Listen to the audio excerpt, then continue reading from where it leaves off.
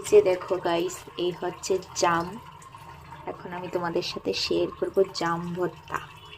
আর এই জামের দাম হচ্ছে ব্যাঙ্গালোরে কেজি 500 টাকা, এখানে হচ্ছে 250 রুপিসের, মানে 250 টাকার জাম।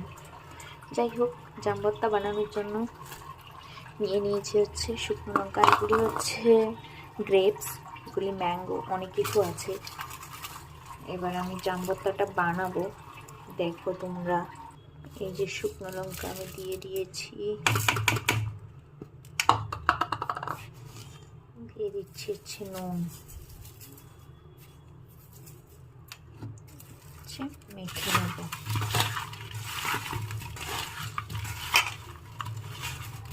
এই যে এখন একটা ঢাকনি দিয়ে দেব, তারপর হচ্ছে ঝাঁকুনি দেব। তো ঝাঁকুনি দিয়ে আসছি।